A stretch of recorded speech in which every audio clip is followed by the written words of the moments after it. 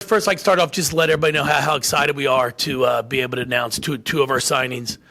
Marissa Russell out of Canada, 6'1" wing, very dynamic, able to score the basketball, defend, has experience playing with the Canadian junior national team.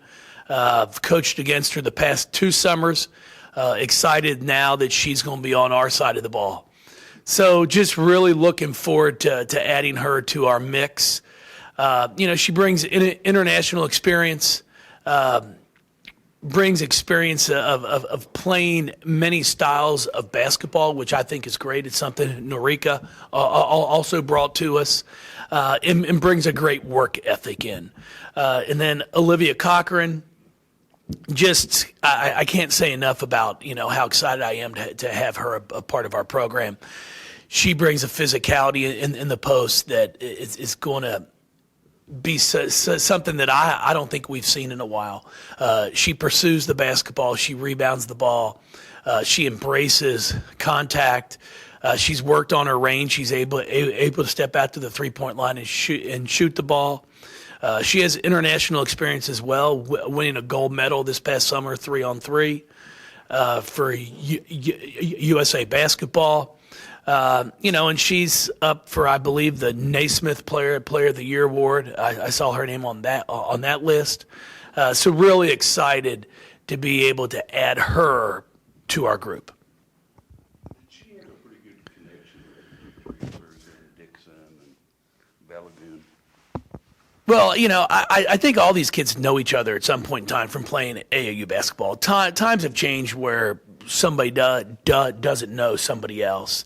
I think she may have played 1 year of AAU ball with Elizabeth Balagoon, but don't think she played with Elizabeth Dixon. Speaking of CMU, they were in a high-scoring game against Green Bay. New head coach that was assistant there. Is she going to change their style very much, do you think? No, they have not changed one thing, which I wouldn't have changed it either. Sue had a remarkable career at CMU. I actually just texted her yesterday and told her how much I enjoyed watching their game film. Just miss her seeing her on the sideline. But her assistant's done a great job. I mean, she's moved right into the responsibility of being a head coach. They've got that program continuing to roll just like they had been. It's a team that went through the Sweet 16 2 years ago. They can score the basketball. They're a little undersized per se, but they play big. Their fours can stretch out and shoot to three. Their guard play is really, really impressive. They've got a freshman now that's come in for them. She's starting at the point. She's able to score in many ways. I think she runs the team well. And, you wouldn't even know that they lost possibly 2 of the best players that have ever played in their program to graduation a year ago. Against Green Bay, Bustle and Davis were really large for them in that contest. What's your familiarity with those two? Well, they're a big time player. Davis can get to the rim on anybody at any time. That's one of the concerns that we have. And Bustle, her ability to step out and shoot to three. I mean, it's what makes them good. It reminds me a lot of when we had Sarah Hammond. Even Sam, Maisha, that played the 4 spots and the 5 at times, but because of their ability to stretch a defense out, it really puts you in a position that it's like, hey, our 5s are going to have to go out there and guard on the perimeter, on the ball screen. What do you do if they pick and pop? So what we've got to be able to do, we've got to be able to score the ball in the post. We're going to have to use our advantage and make sure we are converting, scoring everything we can in the post in order to make that our advantage and not our deficit at the defensive end.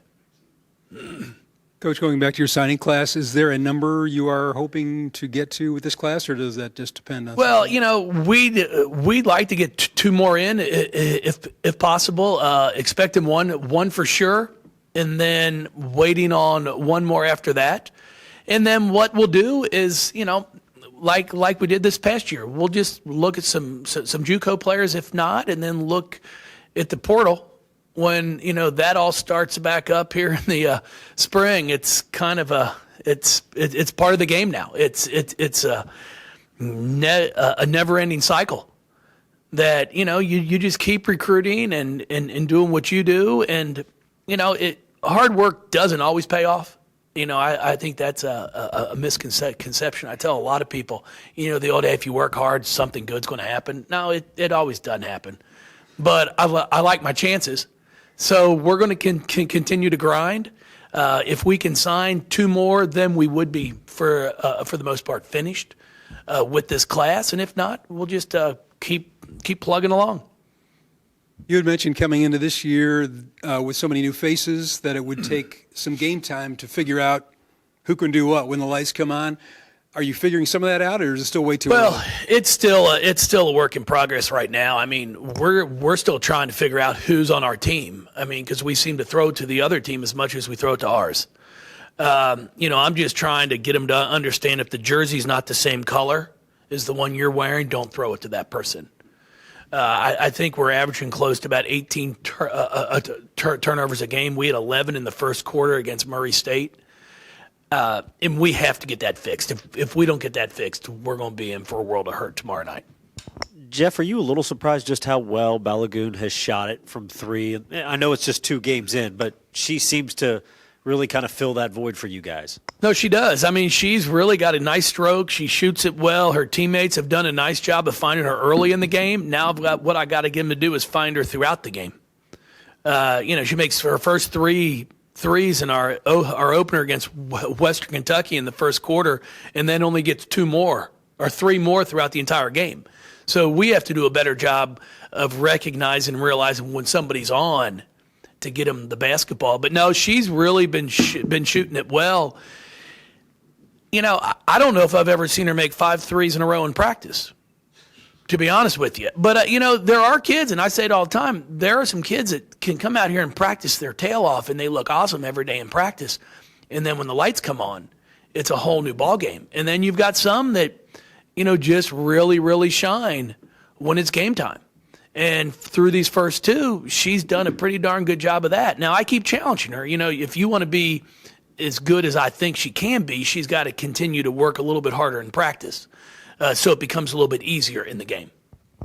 With Mikasa injured, you got a lot of minutes out of Norika. Are you surprised by the level of her contribution? And also, can you give us an update? Is Mikasa feeling 100%? She's just a little sore right now. Her shoulder's a little sore, but everything's good. She'll be out there playing again tomorrow night, which we really need her. Not surprised with what Norika's been able to do at all after watching her, for a few months here in practice. The game's still coming to her, though, also. The language barrier, it does come into play at times at the defensive end of the floor. When you're trying to call out a switch, when you're trying to call out a ball screen, trying to say what you're seeing, as we like to tell them. Whatever you're seeing, make sure you say it. Well, she's trying to figure out also at times what the English word is. So I just tell her to say it in Japanese. If your teammate hears you saying something, they're bound to know something's coming. So, but I'm just really impressed with her. She's great in our locker room. Her teammates really appreciate the effort that she gives every single day. And her teammates have been really good with her, too. Back to Central Michigan, you mentioned they lost about 40 points with their graduates, but they seem to have restored that depth. Can you talk about not shying away from that contest? Obviously, last year was just a 4-point game. You've gone up there in the past and lost. What is it like to play these teams early on? Well, I think it's good for us. Central Michigan's a really, really good basketball team. Very well coached. They've got a lot of returning players. Their new players have stepped into some big shoes and done a great job. I enjoy these games. I think they're important for women's basketball in general.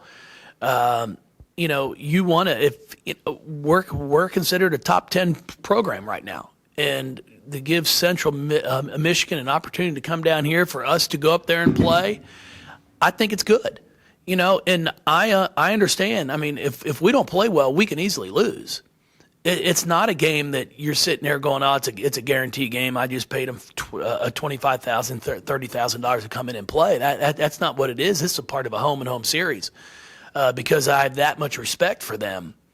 And no, it's a big basketball game, and it's a big game for them. I mean, it's a huge feather in their cap if they're able to come down here and win, especially giving them come March an opportunity to make the NCAA tournament. So we know what's at stake for us. It's early, but it's a really good early test.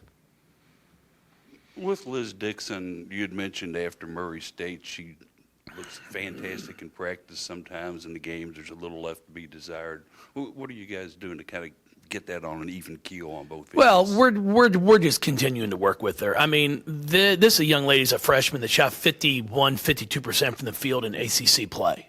You know, so it's not something that this is the first time she's played in games of this caliber against this talent.